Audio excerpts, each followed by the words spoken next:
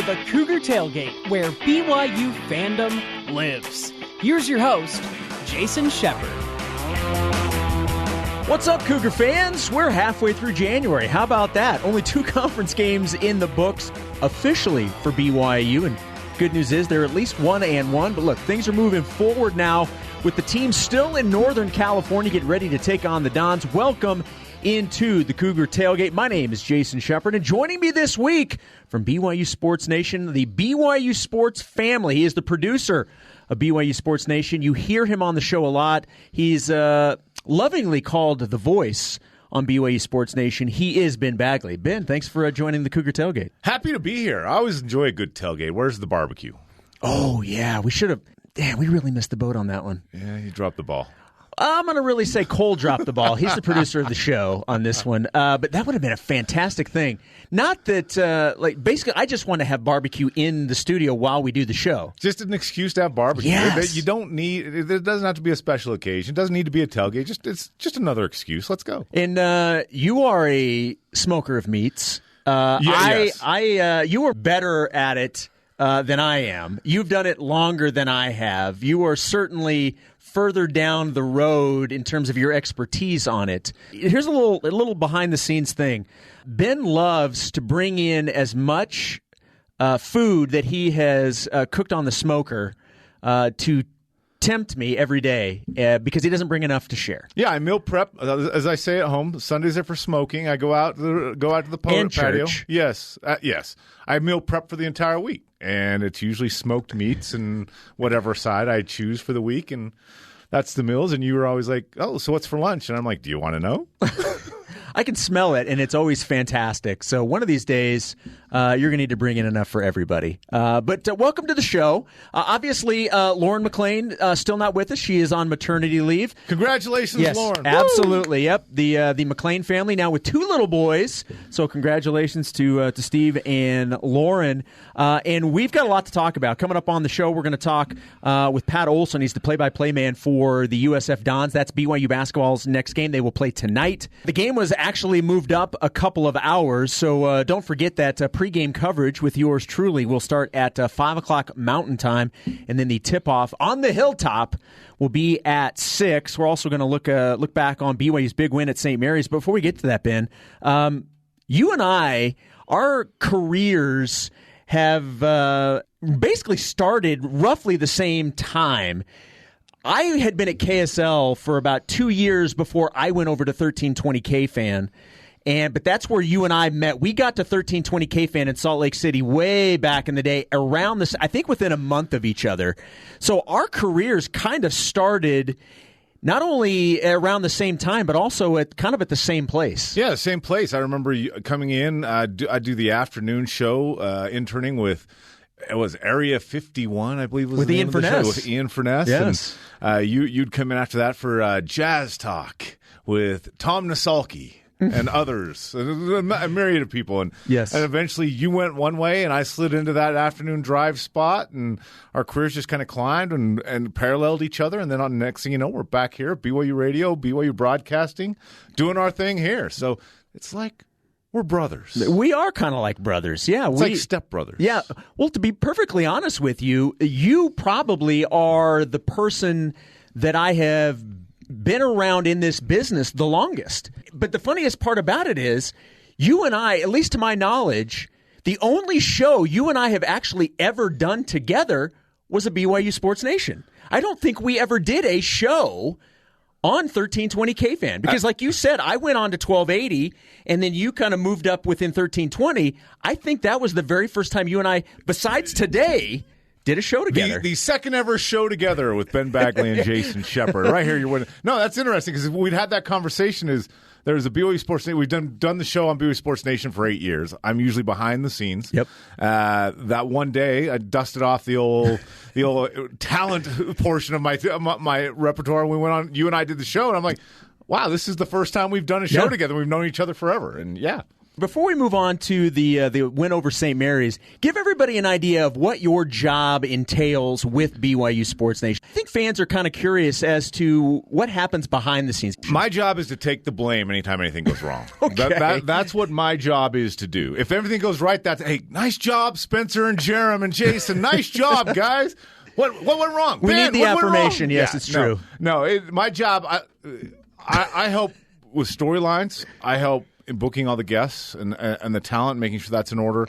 I work with the student crew, which is fantastic. We're so blessed with a great student crew that helps take a lot of the load off in the day-to-day prep. And I just kind of oversee the big picture of it and book all the guests and help develop each show individually with story content and stuff. You know, it's been a lot of fun. It was different than what I thought I was getting into when I first came down here, but I've loved every minute of it. It's been a lot of fun. Yeah, it's you do a really good job, and obviously I love my association with BYU Sports Nation whenever I get an opportunity to fill in for Spencer or Jerem, and I mean it's a great show. All right, so let's get to the basketball game. Thursday night, BYU had a pretty large game on the road at St. Mary's, and Ben, I mean, this is a place that BYU has struggled to get victories at. In fact, they've only won once ever, and BYU had already started 0-1 after losing to Gonzaga. I mean, that was not a surprise. I mean, that's kind of what you expect, unfortunately, with anybody that faces Gonzaga. This was a really big game for BYU. They end up winning it by 10, 62-52.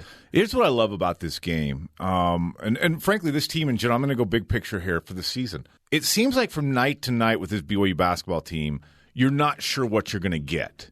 Now, normally when you say that, that's not a good thing because you're like, I don't know what you're going to get from this team. I think with this team, it's different. I think it is good because we've seen this team win games with barrages of threes. We've seen this team win games in high-scoring fashion. We've seen this team win games in maybe a low-scoring fashion, like what we saw at St. Mary's. St. Mary's, classic Randy Bennett. We're going to slow it down. We're going to grind it. We're going to use all the shot clock we can, and it's going to be a just really hard game to watch. And it was. And it was a Randy Bennett, St. Mary's style game, and BYU struggled with that in the past. 1 3-point shot last night. And they were able to do it. 1 of 10, and they still won. They still won, and it's an amazing thing. And that's why I said it's maybe a good thing because we don't know from night to night who's going to step up big. And I don't know that anybody really stepped up huge last night, scoring and stuff. But Gideon George defensively coming down the stretch and Brennan Averett coming down the stretch just with this hustle came up big last night for BYU. And that's what I mean. Forget the X's and O's, forget the box score and all that stuff. It's just kind of fun to watch the personality of this team develop, and we're still watching it. We're 12 games in, 13 today with San Francisco. We're still watching this team develop and develop a personality. Yeah, when the game started, BYU found itself down 5-0, and you're thinking to yourself, "Oh no, is it going to be Is that going to be another one of those starts?" But then BYU finally was able to get into a little bit of a rhythm. They took a lead, and by halftime, BYU was down 4. Second half started, and it was a little bit of back and forth for a while, and then St. Mary's pulled ahead by 7.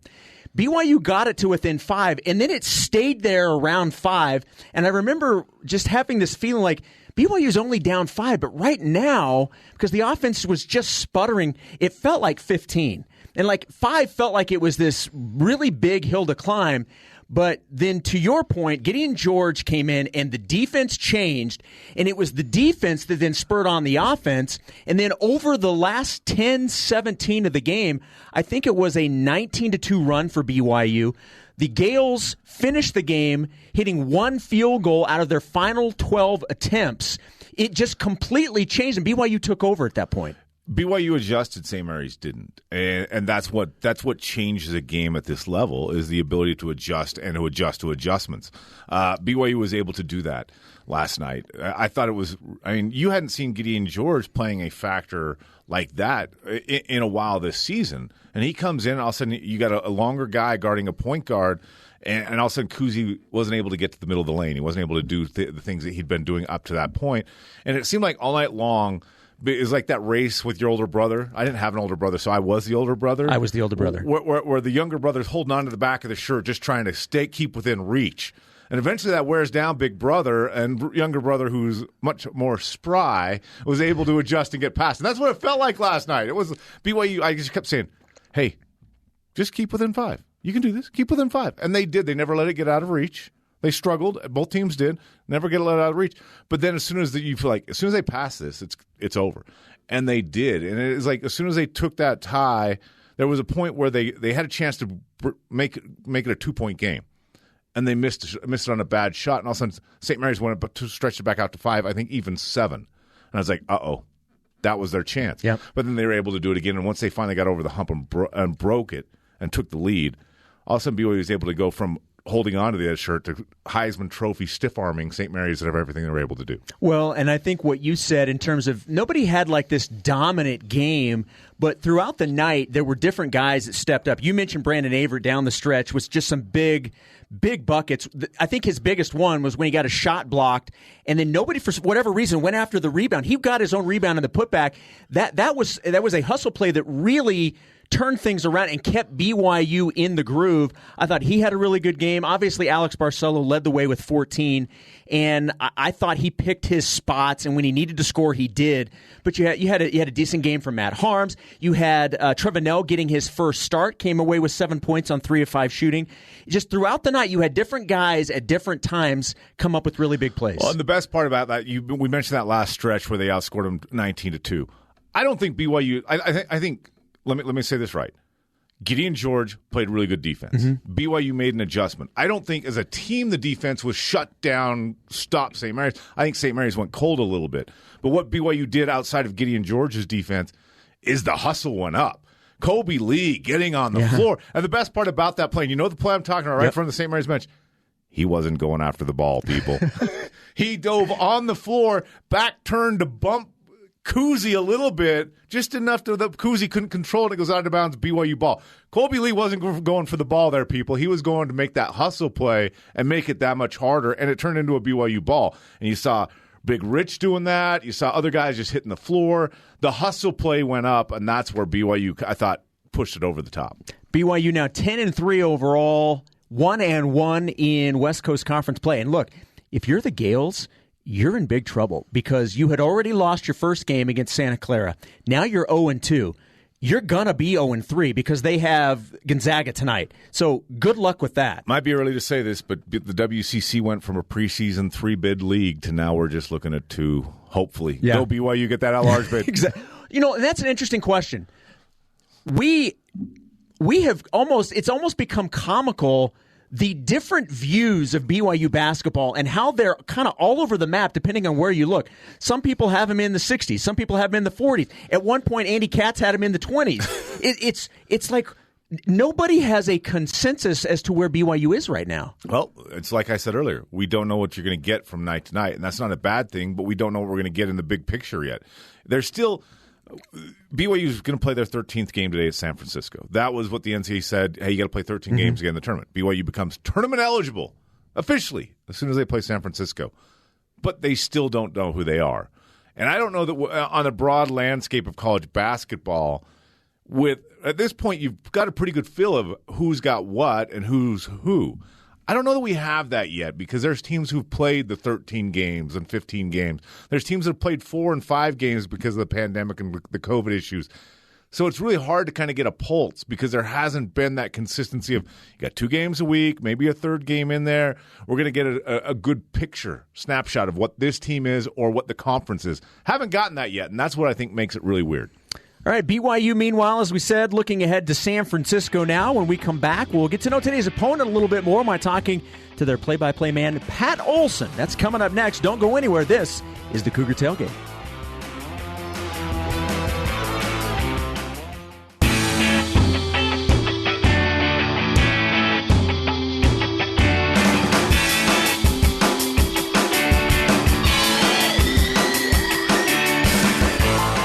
Welcome back into the Cougar Tailgate. My name is Jason Shepard, joined by Ben Bagley. Hopefully you are enjoying your Saturday afternoon. BYU and San Francisco tonight from the Hilltop. It's a cool nickname, by the way. Just playing on the Hilltop. little secret here. My brother-in-law coaches women's volleyball at University of San Francisco. You are the Don's aficionado. He loves it out there. He loves the university and the campus. It's a beautiful spot. Pricey because it's San Francisco, Yeah. but a very beautiful spot, and he loves it out there. Now, didn't you say that he likes to? He's got a motorcycle and likes to ride his. Now, I've been to San Francisco one time. I was there 2 years ago with BYU women's soccer. So that's the first time I'd ever been there. It's a gorgeous area. But you say he likes to ride his motorcycle. Like, I can't think of many other places that would be as cool as riding around on a motorcycle along the hills in San Francisco. Yeah, he went out with a truck and realized quickly that San Francisco, not the best city to have a full-size truck in, traded it in for a smaller car, and then realized, what am I doing? I need a motorcycle. And every Sunday, he sends pictures of, hey, here's my Sunday ride. I'm like, hey, thanks for that. I'm in snow, you jerk. What do you make of this matchup tonight? This is these games against San Francisco, and honestly, whether it's been on the Hilltop or at the Marriott Center, they're always good games, and they're always exciting games. What do you make of this specific matchup with the Dons tonight? Dangerous, because I think there's a lot of energy put into getting ready for St. Mary's, obviously, because it's usually BYU, Gonzaga, St. Mary's, those three teams at the top. San Francisco for the last couple of years has been right underneath the surface there, like trying to, like it's Jaws. The fin's coming up a little bit, then it disappears. It comes up a little bit, disappears. But it's going to bite at one point, and it has in the past for BYU. They've struggled on the Hilltop in San Francisco. Now is an opportunity not to get bit again here for BYU, because this team's not, I mean, different rankings, yes, but San Francisco's ahead of St. Mary's in the Ken Palm ranking. I think they're better than St. Mary's. They're just behind St. Mary's in the net rankings. This team might be better than St. Mary's, and if that's the case, you put a lot of energy and a lot of emotion into that St. Mary's game. You got to match that going into San Francisco. So how do I describe this game? Dangerous. Well, let's get a little bit more into the game tonight. Yesterday, I had the chance to talk with the play-by-play voice for the USF Dons. His name is Pat Olson. We obviously talked about the game tonight, but also a little bit of history about San Francisco. First and foremost, Pat, thank you so much for taking a few minutes. I really do appreciate it.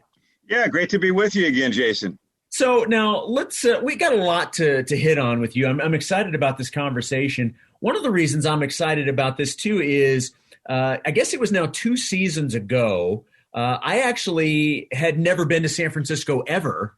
And so it was my first trip to San Francisco, and I was with BYU women's soccer, and we had come out to play the Dons in, obviously on the Hilltop.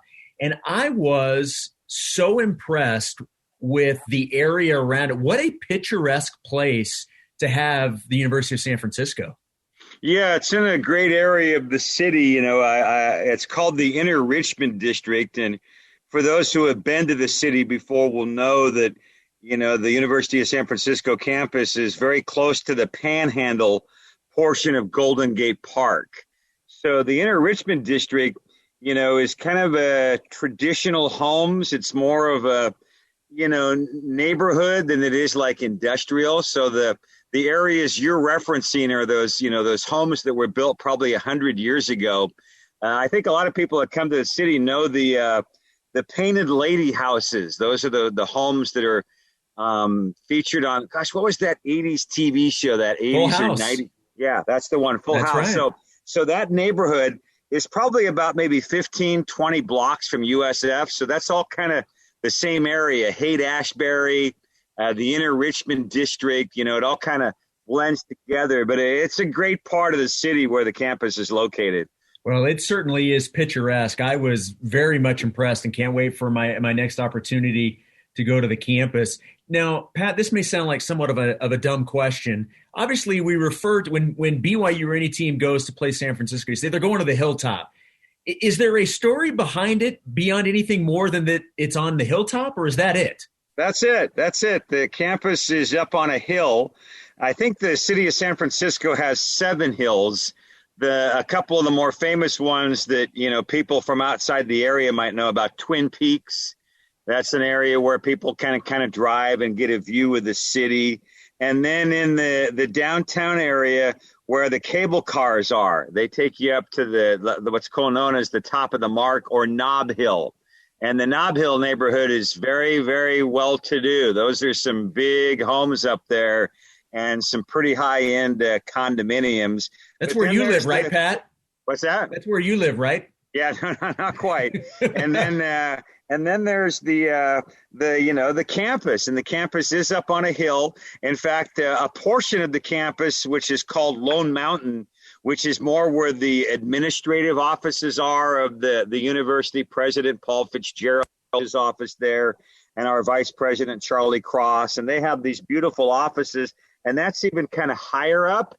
And if you go up third or fourth floor, it's an unbelievable view of the downtown area, looking east across the Bay Bridge and out towards the Oakland Hills where Berkeley is. And it's quite impressive. Let's talk about the basketball team. 9-6 right now, 3-2 in WCC play. What have been the biggest storylines for USF this year thus far? I think the biggest storyline really, Jason, is in this COVID world, the fact that USF has played 15 games. Yeah. That's your lead right away. I mean, there's, you look at Pacific, and Pacific played last evening. It was their first conference game. I guess it was actually yesterday afternoon. They knocked off Santa Clara at home in Stockton. And Pepperdine played at Gonzaga last evening, their first conference game. You mentioned the record. USF has played 5 conference games. So the Dons have been fortunate with some creative scheduling, and knock on wood, the team is kept healthy. So they themselves haven't had a COVID derailment. And when they have had to play a team or be in a schedule situation where the opponent has, popped a COVID case and suddenly there's a postponement or a cancellation, the USF coaching staff under Todd Golden has done a tremendous job in finding other ball games. Case in point, Jason, USF opened the season. The Dons were supposed to play in a tournament in Nebraska. A couple of the teams begin to drop out of that tournament, and suddenly I got a phone call that they weren't going to Nebraska, they were going to Connecticut. And then the opponent in the tournament in Connecticut changed 3 different times. So the coaching staff was probably scrambling to get their scouting reports together, because I know from my standpoint as the broadcaster, I kept asking for different rosters to get to this 4th different opponent. But that's this season. That's the way it's gone. They had a game earlier this year where they were supposed to play on the road at USC. That was supposed to be a Tuesday night game. I'm going on dates here. I think it was December. I think it was actually supposed to be a Wednesday game, maybe December 16th or 17th, somewhere along in there. On the Sunday, like 3 or 4 days before, the USF, coaching staff learned that USC had a COVID case. So USC canceled from their side. The Dons immediately started working the phones, and they picked up a game at the University of Oregon. So not only did they replace the game, but they got a similar opponent, a road Pac-12 game that obviously if you can play close or maybe even get an upset win on the road, you help that net ranking. So the coaching staff has done an excellent job of being able to just keep the kids playing games. And I know BYU coming into league play had accomplished, a 13-game non-conference or, I guess an 11-game non-conference. That was their goal. They were 9-2 before they hit league play. And if you're playing, 10, 11 non-league games this year in this world, you're doing pretty good stuff. Well, and these games between BYU and San Francisco are always entertaining, and regardless of where the games are played, before I let you go, what's a specific matchup you're looking at in this battle tonight between the Dons and Cougars? Well, I think really, can USF, shake loose and get some 3-point opportunities. This USF team has attempted an awful lot of threes, and I know the rankings change each week, but they've been pretty much in the top 25 all season in the number of 3-pointers attempted per game and the number of 3-pointers made per contest. They'll shoot 40 3-pointers sometimes in one contest. And if they can make some of those, attempting 40 and making them is a different story, right? So can they get loose and get some good looks at 3-pointers? Can they get their guards, Jamari Bouye and Khalil Shabazz going? You might remember the game a couple years ago on the Hilltop when Shabazz was 10 for 10. Yep. Went off for 32 points against BYU, including 6 for 6 from three-point range. So I really think it will be about the USF guards. And can the Dons guard enough on the inside? You guys have that big guy Harms, the 7-foot 3-inch transfer from Purdue. You know, USF has been challenged when they have played teams that have had a pretty big and bulky front line. LMU gave USF problems in LA with Eli Scott down low on the box. So if the Dons can prevent BYU from going inside a lot and they can get their guards going on the perimeter, they'll have a good chance to win the ball game. Pat, it's always great to talk with you. It's always a good matchup between BYU and USF. Thanks for the time and have a good call. Yeah, appreciate being with you. Always fun, and it should be a good ball game when the Dons and the Cougars tip it up on the hilltop. That was Pat Olson, play-by-play man for the USF Dons. Thanks to him for joining us. And it's going to be a fun one tonight, Ben. Look, if you look at the fact that BYU's first 3 games to start conference play, and obviously it wasn't set out to be this way, COVID has made it this way. The first 3 games for the Cougars, all on the road, at Gonzaga, at St. Mary's, at USF. With a win tonight, to be able to say you went 2-1 during that stretch, that is a big-time victory. Hey, it's all clear sailing ahead. It's all ball bearings nowadays. That's an interesting start to the conference season and getting the 3 toughest road games out of the way early. And early, I mean, over a 3-week stretch where it normally would have happened in a week and a half. But you get those out of the way, and nobody was expecting BYU to win at the Kennel and Gonzaga. That's just, yes, you've done it in the past, but you don't go in expecting to get it. But that's also to be said to the same thing about Moraga. And you struggled, as I said earlier, at San Francisco. If you can come 2-1 here, is it too early to say you've locked up your at-large bid? Because the rest of the conference is struggling. As long as you don't stumble along the way, you may have. Don't trip up. Don't trip up is what I'm saying. But just if you play chalk on the way out, you might have locked up your at-large bid. What did you think of our second time hosting a show together? Did you enjoy the Cougar Tailgate? Minus, obviously, the barbecue, which we're going to work on. The barbecue would have taken it up over the top. I'm not going to lie. But, Jason, there's never a time like the first. And, I mean, this was special. I enjoyed it. I like coming back to the radio roots because you and I both came up in the radio genre. And there's a freedom to radio that I really enjoy. And so it's good to just sit and chat with you. If Ben has only one flaw, it is the fact that he thinks Fletch 2 is a great movie. I didn't say great. I just enjoy it. Yeah, see, well, that's a problem. All right, that's going to do it for the Cougar Tailgate today. Thanks again to USF play-by-play man Pat Olson. And, of course, my co-host, he is the producer of BYU Sports Nation, Ben Bagley. Ben, thanks for pinch hitting today. Appreciate it. It was fun. Yes, it was. Yes, it was. All right, you can join the Cougar Tailgate virtually, of course, every Saturday at noon Mountain Time, or you can download, rate, and review our podcast on Apple, TuneIn, Stitcher, Spotify, or on BYURadio.org. It is a showdown on the hilltop tonight. Join me for pregame coverage, 7 Eastern, 5 Mountain Time. This is the Cougar Tailgate.